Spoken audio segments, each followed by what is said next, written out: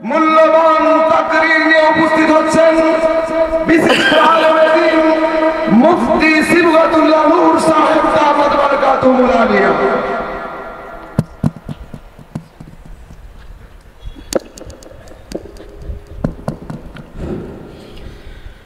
আসসালামু আলাইকুম ওয়া রাহমাতুল্লাহি ওয়া বারাকাতুহু।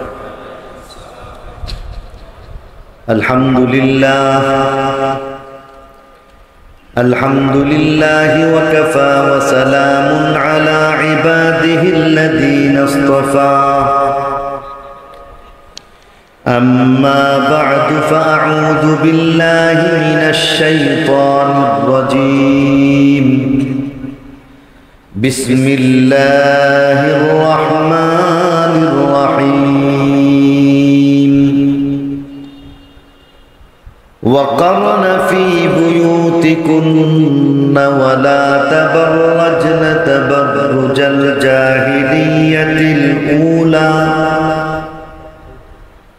وأقمنا الصلاة وآتينا الزكاة وأطعنا الله ورسوله إنما يريد الله ليذهب عنكم الرجس أهل البيت ويطهركم تطهيرا.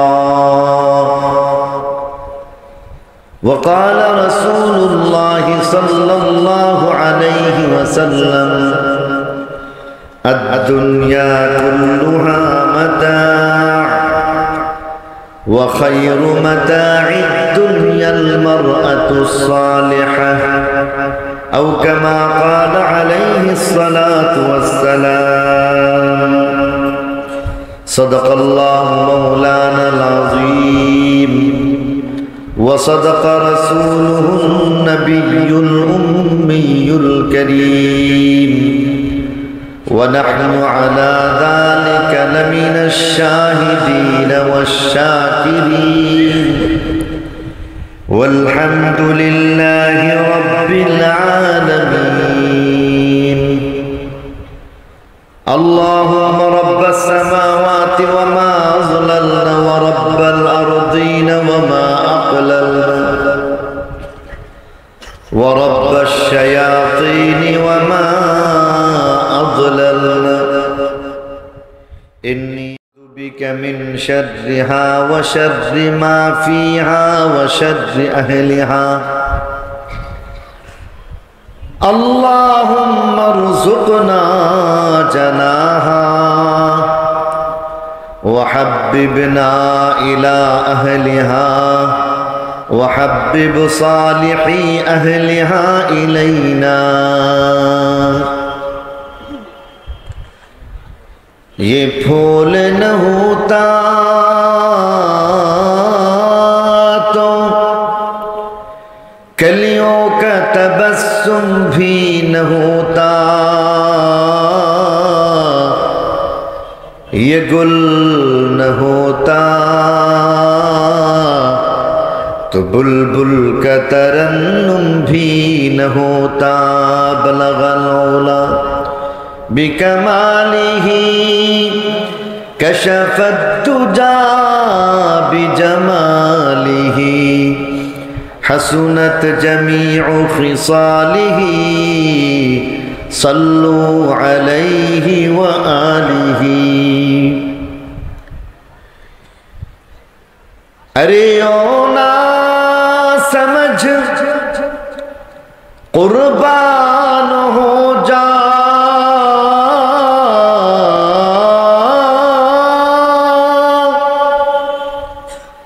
मदीने के रोज़े पर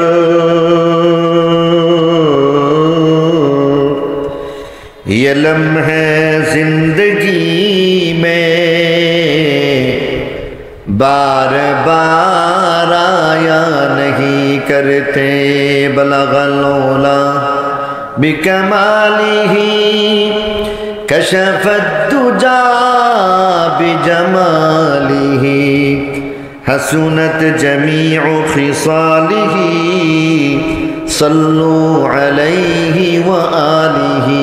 अल्लाहुम्मा সাল্লি ওয়া সাল্লিম ওয়া বারিক আলাইহি।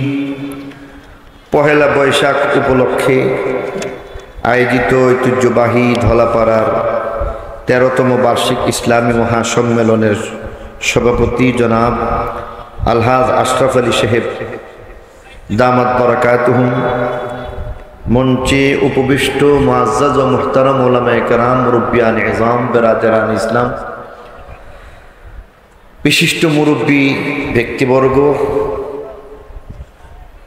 এলাকার গণ্যমান্য ব্যক্তিবর্গ সহ পর্দার আড়ালের মা ও বোনেরা, আল্লাহ পাকের দয়ার মেহেরবানি যে আল্লাহ তাআলা আমাকে আপনাকে বরকতময় কোরআনের এই মজলিসে আসার বসার তৌফিক দান করলেন।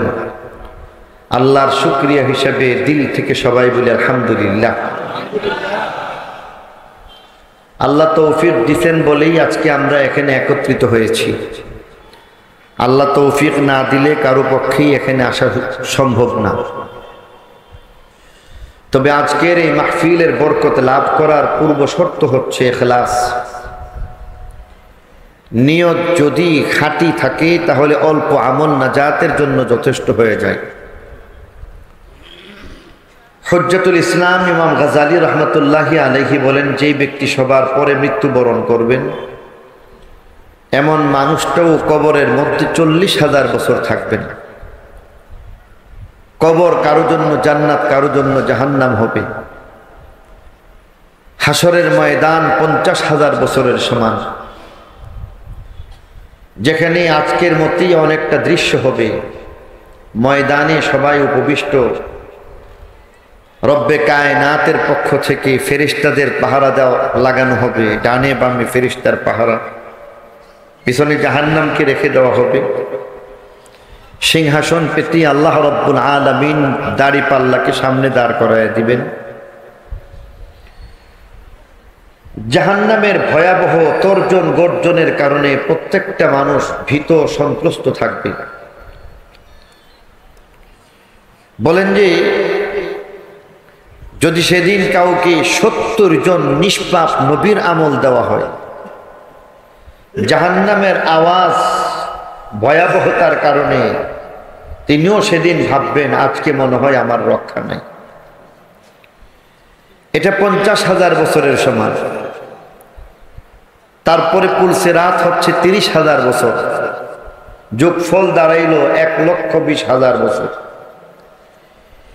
ইখলাসের সাথে ছোট্ট থেকে ছোট্ট আমল যদি কেউ করে, ধরে নিন একবার সুবহানাল্লাহ বলা অথবা একবার আলহামদুলিল্লাহ বলা, রাস্তা থেকে কষ্টদায়ক কোনো বস্তুকে সরাইয়া দেওয়া, এটা কি আল্লাহ রাব্বুল আলামিন তার সেই খোদাই একটা যে ব্যাংক আছে সেখানের মধ্যে জমা রাখবেন?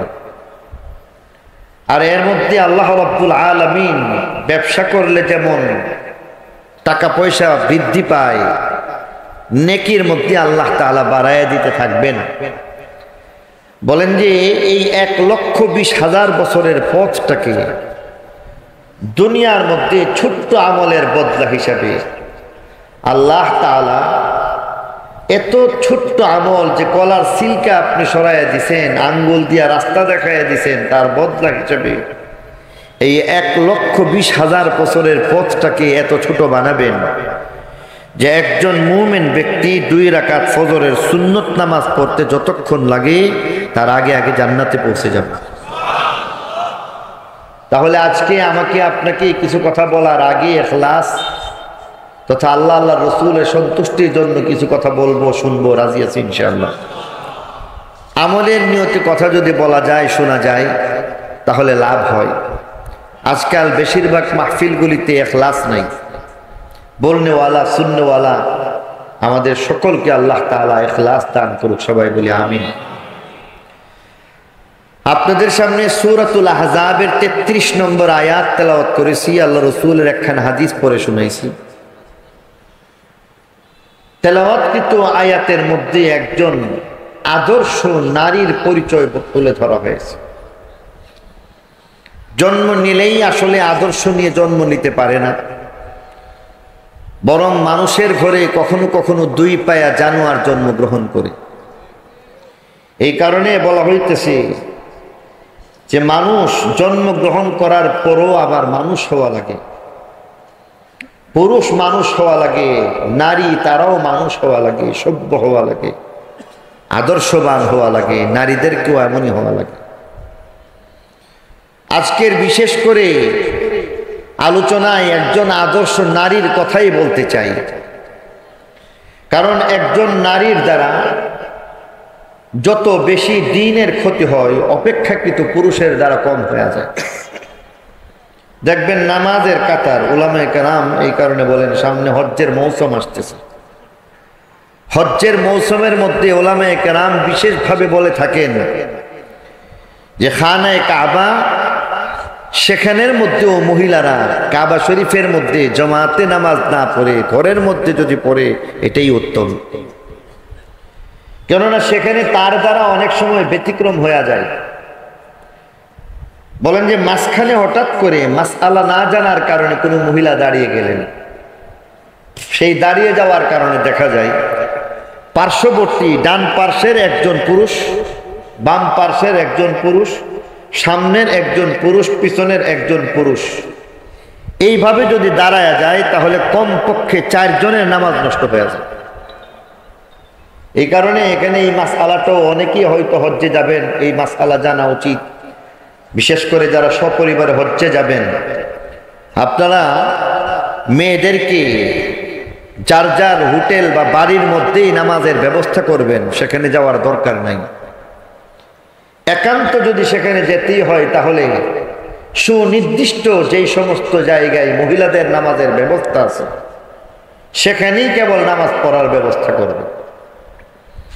উপমা হিসেবে যেই কথাটা বলতে চাচ্ছিলাম, দ্বীনের ক্ষতি করার দিক থেকে অনেক ক্ষেত্রেই দেখা যায় পুরুষের চাইতে নারীদের দ্বারা দ্বীনের ক্ষতি, মাসলা মাসাইলের মধ্যে, ইবাদত বন্দেগীতে, সব দিক থেকে ক্ষতি বেশি হয়ে যায়।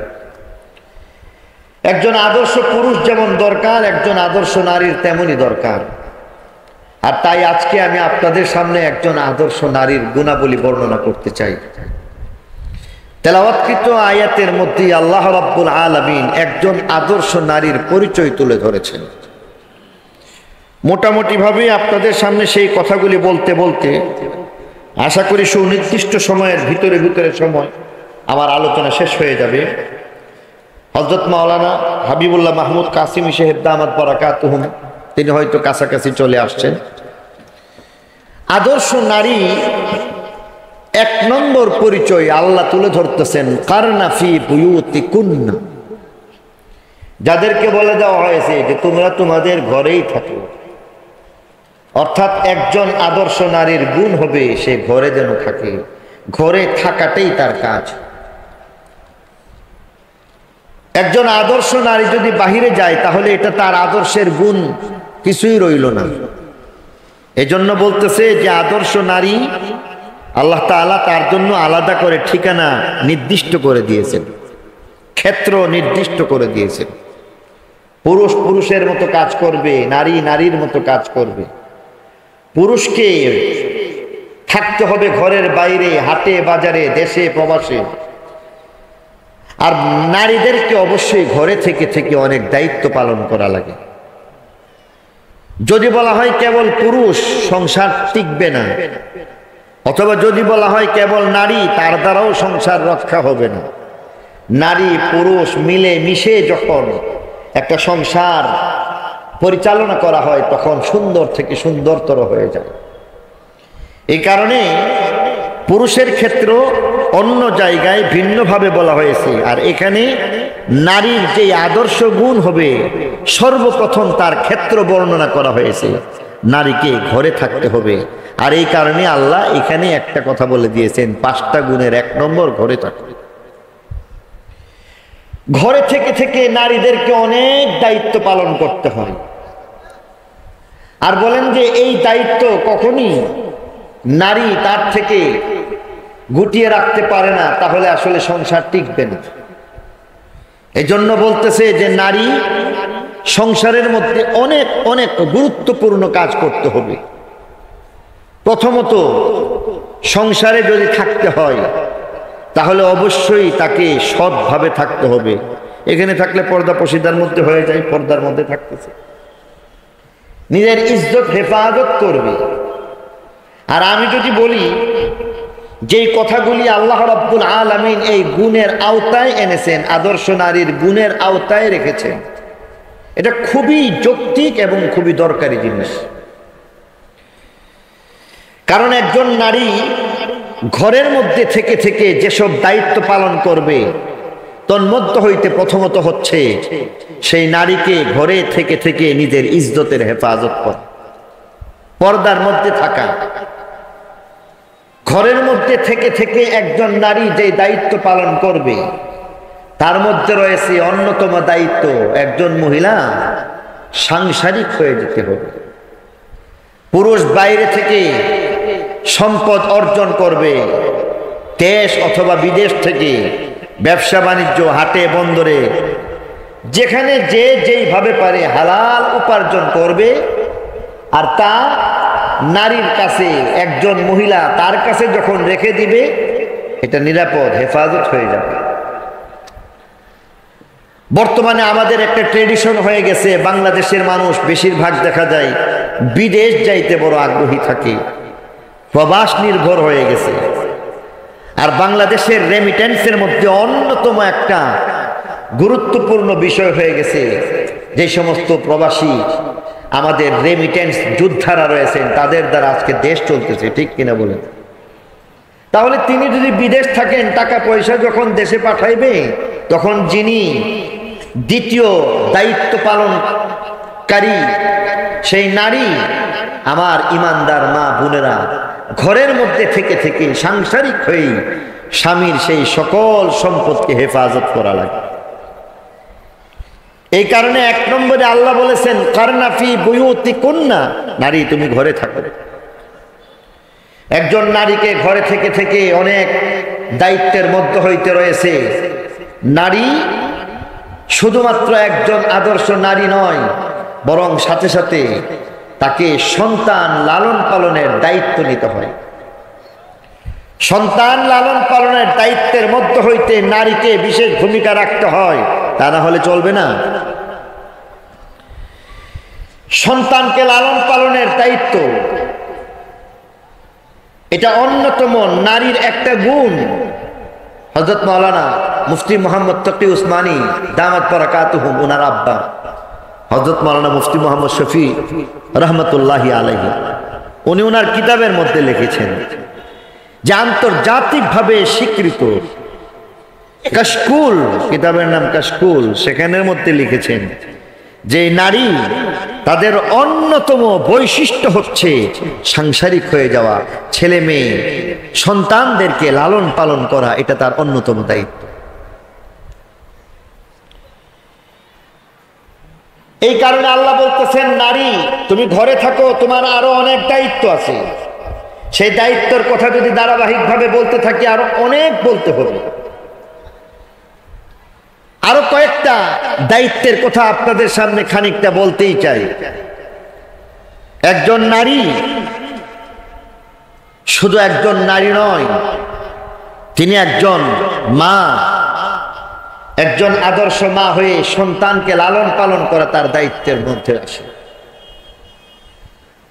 আপনি ভুলে গেলে হবে না যে আপনি একজন নারী, বরং আপনি একজন মা হয়ে, সন্তানের একজন অভিভাবক হয়ে আপনি তার জন্য যেমন ভাবে লালন পালন করবেন, সাথে সাথে ভুলে যাবেন না, কারণ আপনি আপনার সন্তানের সর্বপ্রথম একজন শিক্ষক হয়ে গেছে।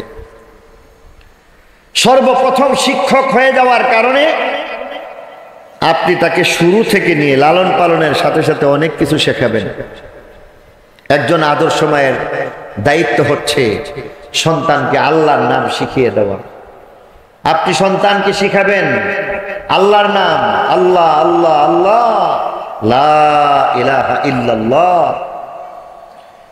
আপনি আপনার সন্তানকে বারবার পড়বেন তার সামনে, আল্লাহ আল্লাহ আল্লাহ আল্লাহ। এইভাবে আল্লাহ আল্লাহ বলাটা শিখাবেন, কালিমা শরীফ শিখাবেন। আপনি আপনার সন্তানকে অবশ্যই শিখাবেন মাতৃভাষা। আজকে নববর্ষ বাংলা সন, এই বাংলা সনের প্রথম দিন। বাঙালি মানুষ বাংলার সাথে তার সম্পর্ক ওতপ্রোতভাবে জড়িয়ে আছে। যত নবী এবং রাসূল এসেছেন তাদের সকলকে তাদের নিজ ভাষায় আল্লাহ রাব্বুল আলামিন নবী রাসূল পাঠাইছেন। মাতৃভাষার গুরুত্ব অনেক বেশি। অতএব একজন আদর্শ মায়ের দায়িত্ব হবে আপনি অবশ্যই আপনার সন্তানকে মাতৃভাষা শেখাবেন। আপনি তাকে শেখাবেন আব্বা, আম্মা, দাদা, নানা, চাচা, ভাই, ভাত, রুটি, দেশ, বাংলাদেশ, গ্রামের নাম, সবকিছু আপনি তাকে শেখাবেন। আপনাকে ঘরে থেকে থেকে আরো অনেক দায়িত্ব পালন করার মধ্যে হইতে রয়েছে। আপনি তাকে আন্তর্জাতিক ভাষাটাকেও শিক্ষা দিবেন, আপনার কাছেই তার হাতে খড়ি। আপনি তাকে ABCD শিখাবেন, আপনি তাকে বাংলা ভাষার অক্ষর জ্ঞান দিবেন। স্বর, সরায়া, রস্যি, দীর্ঘি, ক, খ এগুলি আপনি শিখাবেন। এর সাথে সাথে আপনি তাকে নৈতিকতা শিক্ষা দিবেন। আপনি আপনার সন্তানকে যদি নৈতিকতা শিক্ষা দিতে চান তাহলে অবশ্যই আপনি তাকে শিখিয়ে দিবেন। পর্যাপ্ত সময় নিয়ে আপনি তাকে শেখাবেন। দিনের বেলা, রাতের বেলা, ঘুমোতে যাওয়ার আগে, খাবারের সময়, খেলার ছলে, আনন্দ উৎসবের ছলে আপনি তাকে শিক্ষা দিবেন বড়দেরকে শ্রদ্ধা করার নাম ঈমান। আপনি তাকে শেখাবেন ছোটদেরকে স্নেহ করার নাম ঈমান। আপনি একজন মা হয়ে আপনি আপনার সন্তানকে অবশ্যই শিক্ষা দিবেন ঝগড়া করা যাবে না, এটা কবিরা গুনাহ। আপনি তাকে শিক্ষা দিবেন গালি দেওয়া যায় না, গালি দেওয়া এটা নিকৃষ্ট কাজ। সিবাবুল মুসলিমি ফুসুক ওয়া কিতালুহু কুফরুন, গালি দেওয়া এটাও একটা কবিরা গুনাহ। আপনি তাকে অবশ্যই শিক্ষা দিবেন অন্যের বাড়ির গাছের মধ্যে আম ঝুলতেছে, সেখানে তুমি ঢিল ছুঁড়ে আম নিয়ে তুমি না বলে আম পারতে পারো না, আম নিয়ে চলে আসতে পারো না, এটা চুরি হয়ে যায়। আপনি তাকে অবশ্যই শিক্ষা দিবেন, আপনার সন্তানকে অবশ্যই শিক্ষা দিবেন রাস্তায় পড়ে থাকা হাজার টাকা, লাখ টাকার সম্পদকে কুড়িয়ে আনা যায় না।